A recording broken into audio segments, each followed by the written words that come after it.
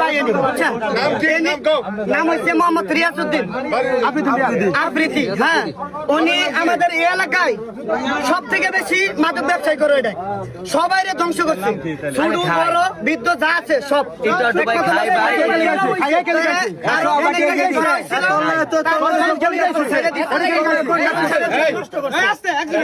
এখন আপনারা এটা বিচার করবেন যাতে ওনার কারণে আর আমাদের এলাকাতে কোনো সমস্যা না হয়। স্যার আমরা ভালো হয়ে গেছি, একটু খাই পরবর্তীতে উপজেলা নির্বাহী অফিসার ও পৌর প্রশাসক জনাব আরাফাত সিদ্দিকী ঘটনাস্থলে উপস্থিত হয়ে ভ্রাম্যমাণ আদালত পরিচালনা করেন।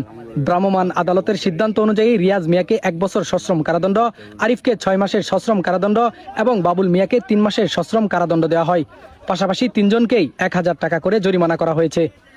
রাত তখন প্রায় 12টা। এলাকাবাসীর সহযোগিতায় মাদক সহ আটক করা হয় বৈলর এলাকার কথিত চিহ্নিত মাদক ব্যবসায়ী রিয়াজ মিয়া ও তার 2 সহযোগীকে। স্থানীয়দের দাবি, রিয়াজ মিয়ার বিরুদ্ধে এর আগেও একাধিক মাদক মামলা রয়েছে। এলাকায় মাদকের বিস্তার ঠেকাতে প্রশাসনের কঠোর অবস্থানের মধ্যেই মাদক সহ তাদের আটকের ঘটনা ঘটে। জানা যায়, ত্রিশালের মাননীয় এমপি জনাব ডক্টর মাহবুর রহমান লিটন এবং উপজেলা প্রশাসন মাদকের বিরুদ্ধে জিরো টলারেন্স নীতি ঘোষণা করেছেন। তারই ধারাবাহিকতায় মাদকের বিরুদ্ধে স্থানীয়দের এমন উদ্যোগকে গুরুত্বপূর্ণ বলে মনে করছেন সংশ্লিষ্টরা। আটকের খবর পেয়ে বজ্রকণ্ঠ টিম তাৎক্ষণিক ঘটনাস্থলে উপস্থিত হয়। এ সময় বিক্ষুব্ধ জনতার রোষানল থেকে আটক ব্যক্তিদের নিরাপদে রাখতে জাতীয় জরুরি সেবা 999 নম্বরে ফোন করে আইন শৃঙ্খলা বাহিনীর সহযোগিতা চাওয়া হয়। খবর পেয়ে দ্রুত ঘটনাস্থলে উপস্থিত হয় ত্রিশাল থানার আইন শৃঙ্খলা বাহিনীর সদস্যরা। পরে পরিস্থিতি নিয়ন্ত্রণে আসে। অনেকদিন ধরে বেঁচে কত বছর ধরে নেন?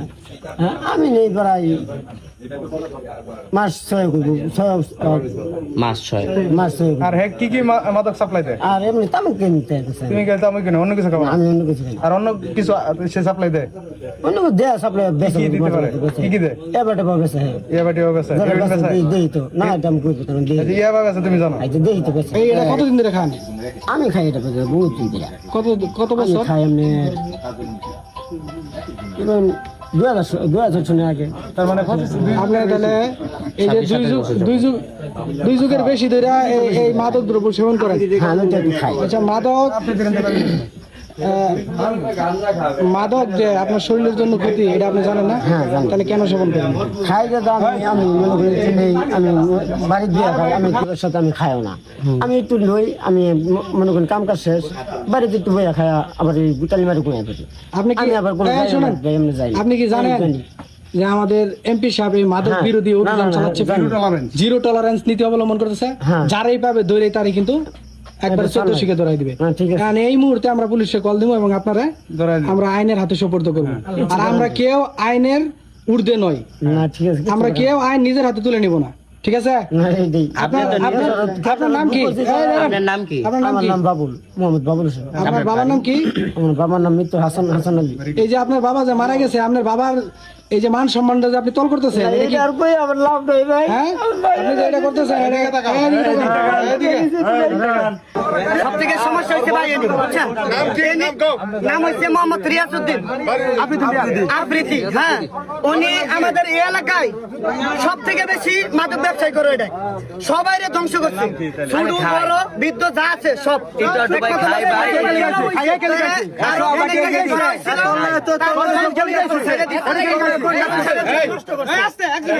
এখন আপনারা এটা বিচার করবেন যাতে ওনার কারণে আর আমাদের এলাকাতে কোনো সমস্যা না হয়। স্যার আমরা ভালো হয়ে গেছি, একটু খাই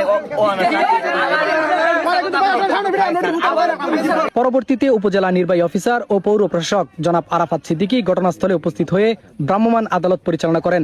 ভ্রাম্যমাণ আদালতের সিদ্ধান্ত অনুযায়ী রিয়াজ মিয়াকে 1 বছর সশ্রম কারাদণ্ড, আরিফকে 6 মাসের সশ্রম কারাদণ্ড এবং বাবুল মিয়াকে 3 মাসের সশ্রম কারাদণ্ড দেওয়া হয়। পাশাপাশি 3 জনকেই 1000 টাকা করে জরিমানা করা হয়েছে। এলাকাবাসীর এমন উদ্যোগে সন্তোষ প্রকাশ করেছেন উপজেলা নির্বাহী অফিসার ও পৌর প্রশাসক জনাব আরাফাত সিদ্দিকী। স্থানীয়দের প্রত্যাশা, মাদকের বিরুদ্ধে প্রশাসন ও এলাকাবাসীর সম্মিলিত প্রচেষ্টা অব্যাহত থাকবে। আজকে ত্রিশাল উপজেলার বৈলর ইউনিয়নের সম্মুখ বৈলর নামক স্থানে এলাকাবাসীর সহযোগিতায় আমরা 3 জন মাদক সেবীকে পুলিশের মাধ্যমে গ্রেপ্তার করতে সক্ষম হই। পরবর্তীতে মোবাইল কোর্টের মাধ্যমে মাদকদ্রব্য নিয়ন্ত্রণ আইন 2018 সংশ্লিষ্ট ধারা অনুসারে তাদের 3 জনকে বিভিন্ন মেয়াদে কারাদণ্ড এবং অর্থদণ্ড প্রদান করা হয়েছে। উপজেলা প্রশাসন ত্রিশালের পক্ষ থেকে আমি এই বৈলোর এলাকার সম্মানিত এলাকাবাসীকে ধন্যবাদ এবং কৃতজ্ঞতা জানাই।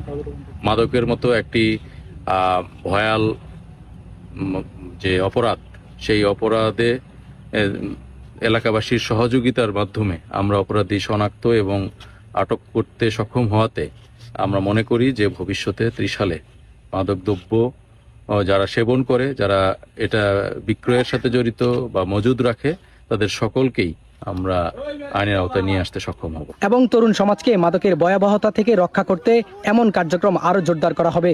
মাদকের বিরুদ্ধে সবাইকে সচেতন হতে হবে। নিজে মাদক থেকে দূরে থাকুন, অন্যকেও দূরে রাখুন।